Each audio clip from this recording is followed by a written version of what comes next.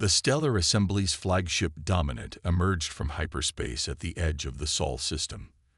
Captain First Reed of the Assembly's scout fleet stood proudly on his command deck, his 4 eyes scanning the holographic displays of the peculiar blue planet ahead. "Primitive signals detected, Captain. They're using radio waves and basic digital communications," reported his sensor officer. Reed's upper lip curled in amusement. Another simple conquest for the Assembly's ever-expanding territory. The ship's AI had identified this system as potentially habitable 3 cycles ago, but no one expected to find intelligent life here. "Launch the observation drones," Reed ordered. "Let's see what we're dealing with." Within hours, the drones began transmitting data back to the Dominant. The images showed cities, vehicles, and various forms of technology that Reed classified as pre-spacefaring. But something else caught his attention. The humans were fighting each other. "Look at these creatures," Reed muttered to his second-in-command. "They battle their own kind. How primitive." The drones captured footage of military exercises, border conflicts, and civil unrest across different continents. The Assembly's cultural experts quickly determined that Earth was divided into nearly 200 different territories called nations, many of which were in constant conflict with each other. "This will make our work easier," Reed noted in his official report. "A species that cannot unite cannot resist." But not everyone shared Reed's confidence. In his research vessel orbiting Mars, Dr. Marcus Wells, the Assembly's leading xenoanthropologist, noticed something disturbing in the data. He spent 3 days analyzing the footage before requesting an urgent meeting with the fleet command. "These humans," Marcus explained to the gathered officers, "they don't fight like any species we've encountered. Look at their history." He displayed images spanning centuries of human warfare. "They adapt. They learn. They turn their enemies' strengths against them. And most importantly, they never give up." The officers laughed. The Assembly had conquered 37 species across 3,000 star systems. Their technology was centuries ahead of Earth's. Their ships were virtually indestructible by human standards. "With all due respect, Dr. Reed said, they're throwing metal projectiles at each other. They haven't even achieved unified planetary government. What threat could they possibly pose?" Marcus persisted. "That's exactly what makes them dangerous. They've survived centuries of trying to destroy themselves. They've developed thousands of ways to fight, to survive, to win. They don't follow predictable patterns." The meeting ended with Marcus's concerns noted but dismissed. The Assembly proceeded with their standard first contact protocol, a show of force to demonstrate their superiority. 5 Assembly warships positioned themselves over Earth's largest cities. Reed prepared to broadcast the standard surrender demand, confident that the sight of their massive ships would be enough to bring these primitives to their knees. That's when the humans did something unexpected. Instead of panicking, instead of surrendering, the nations of Earth went silent. All broadcasts ceased. Military installations worldwide went dark. Satellite communications disappeared. "They're hiding something," Marcus warned in his final message before the humans struck. From hidden bunkers deep beneath the ocean, from stealth platforms in orbit, from classified military bases around the globe, humanity launched their response. Weapons that the Assembly's scans hadn't detected. Technology that shouldn't have existed at their development level. The first Assembly ship exploded before they even realized they were under attack. The humans had somehow masked their true capabilities, waiting for the right moment to reveal their strength. Reed watched in horror as his fleet's supposedly impenetrable shields failed against weapons they'd never seen before. The humans had been preparing for this, he realized. All their internal conflicts had been teaching them, training them, preparing them for this moment. As his ship's systems began to fail, Reed finally understood Marcus's warning. They had gravely underestimated this species. The humans hadn't been fighting each other because they were primitive. They had been practicing. The Assembly's first contact with Earth lasted less than 6 hours. Only one ship escaped to warn the others. And as Reed fled the solar system, He knew with terrible certainty that this was just the beginning. The humans would not forget this attempt to subjugate them. The Assembly had wanted to teach Earth to fear them. Instead, they had learned why Earth was already feared. And the lesson was only beginning. Marcus sat in his research station on the Assembly's homeworld, surrounded by holographic displays showing Earth's history. 3 months had passed since the disastrous first contact, and the Assembly's High Council had finally started taking his warnings seriously. "Play the footage again," he ordered his AI assistant. The scenes of human warfare throughout history flickered before him. World wars, Cold War, guerrilla warfare, cyber attacks. Each conflict showed humans developing new ways to fight, to survive, to win. "Cross-reference with known species combat evolution," Marcus commanded. The results made him lean back in his chair, his face pale. Unlike other species who developed warfare in predictable patterns, humans had created thousands of different combat styles. They had weapons for every situation, tactics for every terrain, strategies for every type of enemy. They had even developed ways to fight enemies they hadn't met yet. A soft chime announced the arrival of Admiral James from Earth Intelligence Division. The old veteran had been tasked with understanding how humans had hidden their true capabilities. "Found something interesting?" James asked, noting Marcus's troubled expression. "Look at this." Marcus pointed to a historical timeline. Every time humans faced a superior force, they found a way to win. Not through brute strength, but through innovation, deception, and sheer determination. He pulled up footage from smaller conflicts throughout human history. "Here, see how smaller nations held off larger ones. They didn't win through superior technology. They won because they refused to lose." James nodded slowly. The Assembly's biggest mistake was thinking technology alone determines the outcome of war. Marcus displayed more recent data. Satellite images showing massive underground complexes, hidden military installations, and weapons development centers that the initial scans had missed. "They knew we were coming," Marcus concluded. "Maybe not us specifically, but they knew someone would come. Look at these facilities. They're designed to survive orbital bombardment. They had plans for alien invasion before they even knew aliens existed." James studied the defensive networks humanity had built, and now they're adapting our own technology. The reports say they've already reverse-engineered parts of the ship they captured. New alerts flashed across Marcus's screens.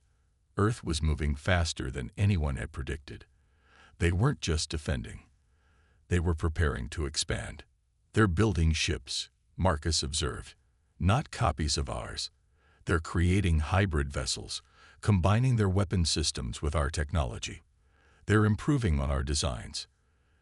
The Assembly's High Council convened an emergency session after receiving Marcus's latest report. The footage he showed them sent waves of concern through the chamber. Within 3 months, Marcus explained to the Council, humans have adapted their industries for space warfare. They've united their planet's resources and research capabilities. They're not acting like a defeated species. They're acting like one that's been waiting for this opportunity. One council member scoffed. "Surely our technological advantage is shrinking daily," Marcus interrupted. "Humans don't innovate like we do. We perfect a technology before moving on. They improve everything simultaneously. They're already finding ways around our shields, our weapons, our defenses." The council chamber fell silent as Marcus displayed his final analysis. "We have perhaps 6 months before they achieve military parity with our frontier forces. After that," he let the implications hang in the air. "What do you suggest?" the council head asked. "We need to understand them better," Marcus replied. "Not just their technology, their mindset. They think differently than any species we've encountered. They prepare for the worst while hoping for the best. They expect betrayal but offer trust. They plan for peace while preparing for war." As the council debated, new reports arrived. Human ships had been detected near assembly space. Not attacking, just watching, learning, waiting. Marcus looked at the reports and remembered an old human saying he'd discovered in his research. Si vis pacem, parabellum. If you want peace, prepare for war. The assembly had wanted to teach humanity its place in the galaxy. Instead, humanity was about to teach the assembly why Earth had survived everything the universe had thrown at it. And this was just the beginning. The assembly's invasion fleet emerged from hyperspace with overwhelming force. 500 warships, the largest fleet ever assembled, appeared in formation around Earth's orbit. Commander Pike of the assembly stood on his bridge, confident that this display of power would finally break humanity's will. Broadcasting surrender demands on all frequencies, his communications officer announced. Earth's response came swiftly, but not in the form they expected. Instead of words, thousands of small objects suddenly appeared on their sensors, emerging from hiding spots around Earth's orbit. Debris? Pike wondered aloud. No, sir, his tactical officer replied, voice shaking. They're mines. Advanced ones. They're everywhere. Before Pike could issue orders, the space around his fleet erupted in chaos. The mines weren't just explosives. They were carrying electromagnetic pulses, gravitational disruptors, and weapons the assembly had never seen before. 30 ships vanished in the first wave. The assembly's carefully planned formation broke apart. As captains tried to escape the deadly field of devices humanity had hidden in plain sight. Impossible, Pike muttered. We swept this entire sector. There was nothing here. That's when Earth's true defense fleet revealed itself. Ships emerged from the dark side of the moon, from Mars' orbit, even from what appeared to be asteroid fields. They were smaller than assembly vessels, but moved with incredible speed and precision. They're using our own shield frequencies, someone shouted. The humans had not only studied the ship they'd captured months ago, they'd mastered its technology and improved upon it. Pike watched in horror as Earth's fleet demonstrated combat maneuvers that defied conventional space warfare tactics. Their ships moved in unpredictable patterns, using complex formations that seemed chaotic, but were devastatingly effective. Sir, they're targeting our command and control systems specifically, his tactical officer reported. Each ship is acting independently, but somehow coordinating perfectly. The humans had learned from their own history of warfare. They weren't fighting like a spacefaring civilization. They were applying thousands of years of ground combat experience to space battles.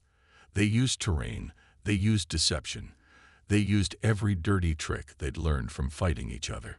Launch the dropships, Pike ordered desperately. Begin the ground invasion. It was exactly what Earth had been waiting for. As the assembly's troop carriers descended toward the planet, humanity unveiled yet another surprise. Hidden defense platforms rose from the oceans, emerging from underwater bases that had been invisible to orbital scans. The assembly's dropships, designed for straightforward combat, found themselves caught in a crossfire from above and below. Earth's ground-based weapons might have been primitive by assembly standards, but they had been modified with captured alien technology. Sir, his second-in-command reported, we're losing contact with the ground forces, the humans. They're not just defeating them, they're capturing them, taking our technology. Pike realized with growing dread that every assembly soldier captured, every ship destroyed, every piece of technology lost was making humanity stronger. They were learning, adapting, and improving in real time. The battle lasted less than 12 hours. Pike's mighty invasion fleet, the pride of the assembly, was reduced to scattered groups of surviving ships desperately trying to escape Earth's gravity well. As Pike prepared to order a retreat, his sensors detected new ships appearing from hyperspace. But they weren't assembly reinforcements. They were human vessels, already equipped with copied hyperspace technology. How? Pike whispered. How did they advance so quickly? The answer came from his tactical officer. Sir, they're not just using our technology. They've improved it, made it more efficient, more powerful. They're not fighting the way we expected them to fight. As the remnants of his fleet flowed into hyperspace, Pike finally understood. The assembly had thought they were bringing war to Earth. Instead, they had brought it to a planet that had mastered the art of warfare through millennia of constant conflict and innovation. His final report to the Assembly High Council was brief but clear. We didn't just fail to conquer Earth. We've awakened something that was already dangerous and given it the means to reach the stars. The humans aren't just defending themselves anymore. They're coming for us. The invasion of Earth had ended. Humanity's expansion into the galaxy was about to begin. 2 weeks after repelling the Assembly's invasion, Earth's combined fleet gathered near Jupiter. Admiral John stood on the bridge of humanity's first true battleship, the Remembrance, watching as ships from every nation took their positions. Fleet status, he asked his bridge crew. All ships report ready, Admiral. The captured assembly technology has been fully integrated into our systems, his tactical officer reported. The improvements our engineers made have increased efficiency by 300%. Earth hadn't just copied the alien technology. They had reimagined it. Where assembly ships relied on brute force and overwhelming power, human vessels were swift, adaptable, and deadly efficient. Begin Operation Starfall, John commanded. The fleet jumped to hyperspace, using coordinates extracted from captured assembly databases. Their target, one of the assembly's major shipyard worlds. When they emerged from hyperspace, the assembly's defensive fleet was already waiting. They had prepared for a human attack. But what they saw shocked them. The human ships were different, smaller, faster, more maneuverable than anything they had encountered before.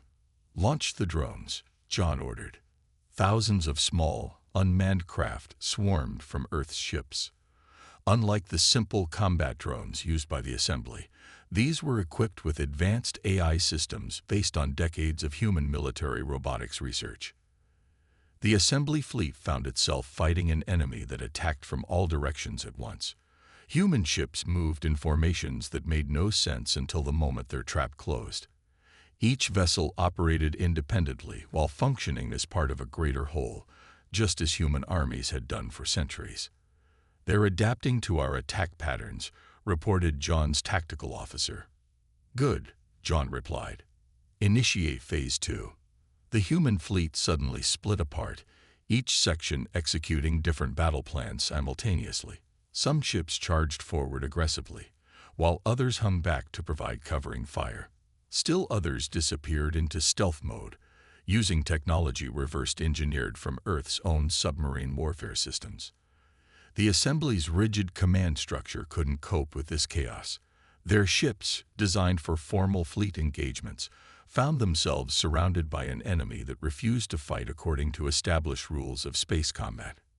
Sir, their flagship is attempting to coordinate their defense, an officer reported. Perfect. Release the computer virus.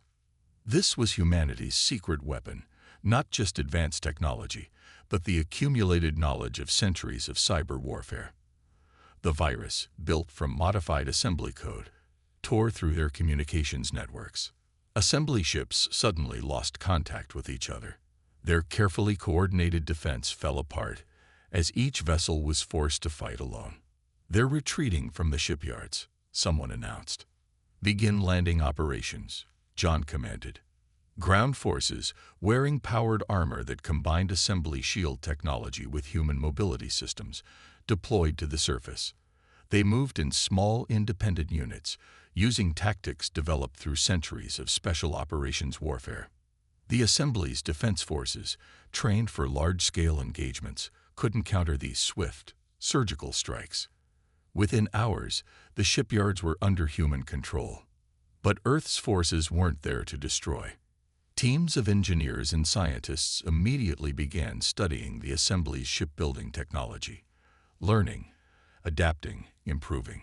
Send word to Earth, John ordered. The shipyards are secured. Begin Phase 3. Phase 3 was already underway back home. Factories that had once built cars now produced spacecraft components.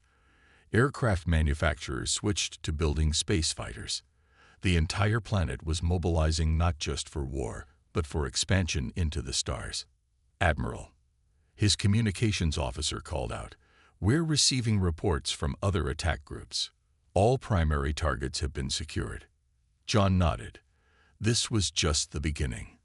Humanity had spent its entire history preparing for this moment, even if they hadn't known it. Every war, every conflict, every battle had taught them something that they were now using among the stars. "Send our message to the Assembly High Council," he commanded. The message was simple. Humanity was no longer confined to Earth. They had taken the Assembly's technology and made it their own. They had learned from their attackers and improved upon everything they had seen. The Assembly had feared Earth for a reason. Now they would learn that their fear had been justified. But their greatest mistake had been giving humanity access to the stars. The age of Earth's expansion had begun, and the galaxy would never be the same. Operation Thunderstrike began at dawn, Earth time. Admiral Bill watched from the command deck of Vengeance as the largest human fleet ever assembled moved into position. 3,000 ships, ranging from swift attack craft to massive carriers, all products of humanity's rapid advancement in space warfare. "All battle groups report ready," his executive officer announced. "The Assembly's main fleet has been located near their core worlds." Bill nodded. Intelligence gathered from captured bases had revealed the Assembly was gathering its remaining forces for one massive counterattack. They expected humanity to play it safe, to fortify their new territories, and dig in defensively. They were wrong. "Begin the assault," Bill ordered. "All ships, execute Operation Thunderstrike." The human fleet didn't just jump into battle. They appeared exactly where the Assembly least expected them. Using modified hyperspace technology, Earth's ships emerged from multiple vectors simultaneously, completely surrounding the Assembly fleet. "They're scrambling to form a defensive sphere," reported Tactical. "Just as predicted." "Launch the Phase 1 attack," Bill commanded. What appeared to be a chaotic mass of small ships broke away from the human fleet. The Assembly prepared to intercept them, but these weren't normal attackers. They were automated drones, each carrying a specific electronic warfare package. "The enemy's targeting systems are being flooded with false signals," Tactical announced. "Their formation is breaking up." The Assembly fleet, faced with thousands of phantom targets, couldn't maintain their cohesion. Their ships started firing at shadows while the real threat approached from different vectors. "Phase 2, commence," Bill ordered. Larger warships moved in, using the confusion to close distance. But instead of engaging in traditional ship-to-ship combat, they deployed their secret weapon, boarding parties. Hundreds of small craft, packed with soldiers in advanced combat suits, latched onto Assembly vessels. These weren't just regular troops. They were specialists trained in zero-gravity combat, using tactics developed from centuries of naval warfare on Earth's oceans. "Sir, we're receiving feeds from the boarding teams," an officer reported. "They're meeting heavy resistance, but advancing as planned." The Assembly had never faced an enemy that would dare to board their ships in the middle of a space battle. They had no effective close-quarters combat protocols. Their crews were being overwhelmed by human soldiers who fought with centuries of urban warfare experience. "Phase 3, execute," Bill commanded. This was humanity's masterstroke. As the Assembly fleet struggled with boarders and phantom targets, Earth's main battle groups moved into position. But they didn't attack with conventional weapons. Instead, they deployed gravity weapons, technology stolen from the Assembly and modified by human scientists. The massive Assembly ships found themselves caught in artificial gravity wells, unable to maneuver effectively. Their energy shields, designed to stop physical attacks, were useless against these gravitational forces. "Enemy fleet is immobilized," Tactical reported. 70% of their ships are trapped in our gravity nets." "Begin final phase," Bill ordered. The remaining human ships moved in for the kill. But even now, they didn't fight like the Assembly expected. Each vessel operated independently, using tactics that seemed random but were part of a larger strategy. "Sir, the Assembly flagship is attempting to broadcast a surrender signal," communications reported. Bill checked his tactical display. The battle had lasted less than 2 hours. The Assembly's main fleet, their last best hope of stopping humanity's expansion, was in ruins. "Accept their surrender," he commanded. "Begin recovery operations." As his crews secured captured assembly vessels, Bill received reports from across the battlefield. Human casualties were minimal. The enemy had been defeated not through superior numbers or technology, but through tactics they couldn't understand or counter. "Send word to Earth Command," he ordered. "Operation Thunderstrike is complete. The path to the Assembly's core worlds is open."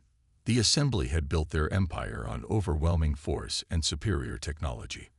They had never faced an enemy who would turn their own ships against them, who would fight inside their vessels, who would use their technology in ways they had never imagined. They had feared Earth for a reason. Now, as their main fleet lay in ruins and their core worlds lay exposed, that fear had become a terrifying reality. Humanity wasn't just winning the war.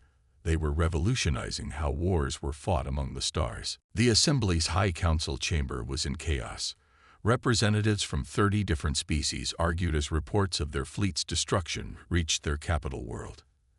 Ancient alliances were crumbling as fear of human expansion spread through the galaxy.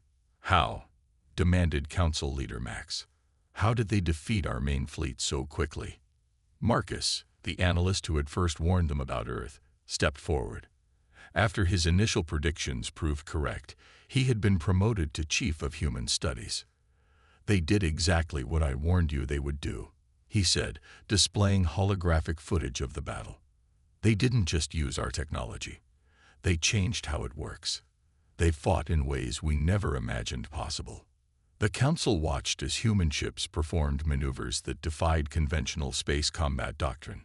They saw assembly vessels captured by boarding parties, a tactic no spacefaring race had used in thousands of years.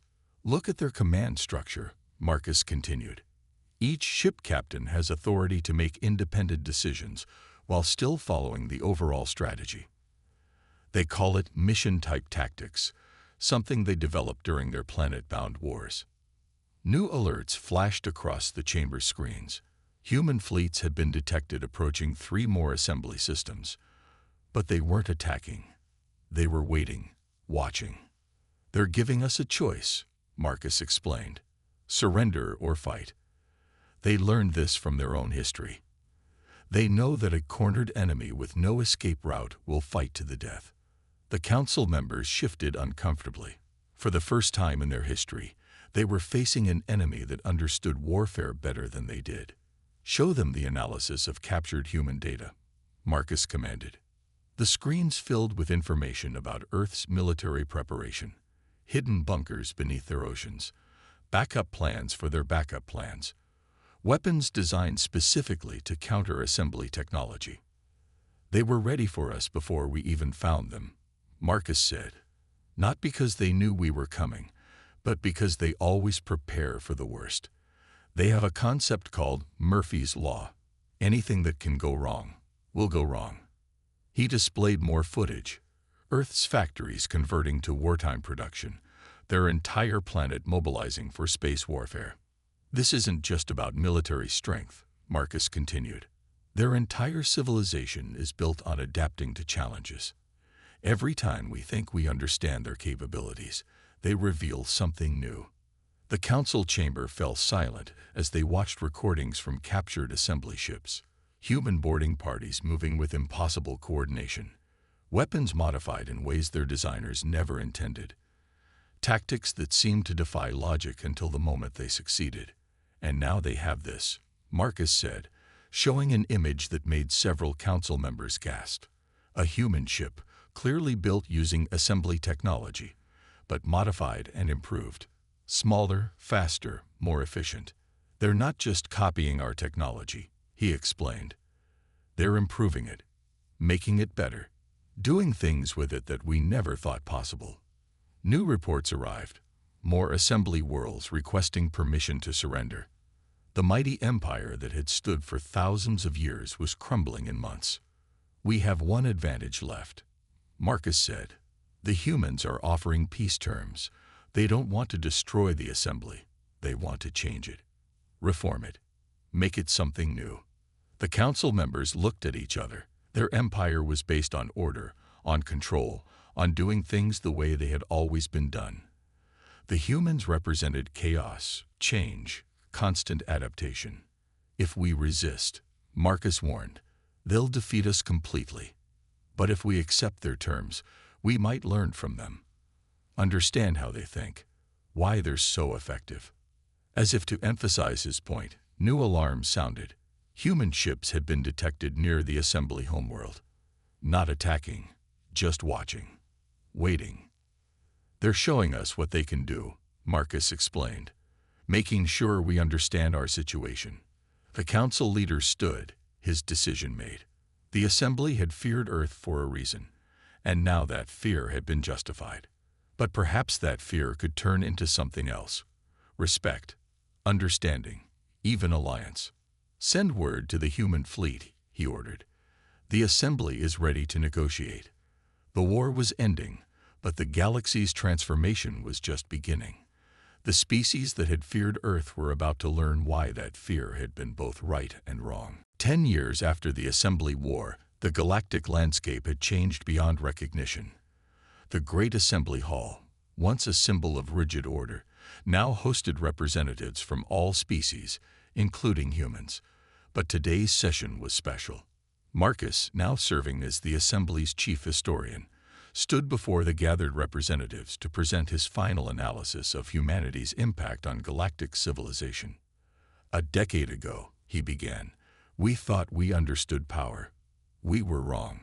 The humans taught us that true strength isn't about having the biggest ships or the most advanced technology. It's about adaptation, innovation, and determination. The chamber's displays showed scenes from the past 10 years. Human engineers working alongside assembly technicians, sharing knowledge. Earth's military academies training alien officers in their tactics. Assembly worlds adopting human-style governance systems. We feared Earth, Marcus continued, because we saw them fighting among themselves. We thought this was weakness. Instead, it was preparation. Every conflict taught them something new. Every war made them stronger. He displayed footage from the recent joint military exercises, human ships maneuvering in perfect coordination with assembly vessels, demonstrating tactics that would have been considered impossible a decade ago. Look at what we've achieved together, Marcus said. Our technology combined with their innovation. Our stability merged with their adaptability. We feared them, but they taught us not to fear change. The screens showed new shipyards where humans and assembly engineers worked side by side, building vessels that combined the best of both civilizations, research facilities where different species collaborated, breaking through technological barriers that had existed for centuries. The humans have a saying, Marcus explained. The only constant is change. We resisted this idea. Our empire was built on maintaining the status quo, but they showed us a better way. He brought up statistics showing the unprecedented growth and development across former assembly space. Worlds that had stagnated for centuries were now thriving centers of innovation. Yes, they defeated us militarily, Marcus acknowledged. But their greatest victory wasn't in battle. It was in showing us why we were wrong to fear them. They could have destroyed us. Instead, they helped us become better. The displays showed the new defense fleet, ships crewed by multiple species, using tactics and technology that merged the best of all civilizations. Earth's combat experience combined with assembly engineering had created something entirely new. We still remember the fear, Marcus said.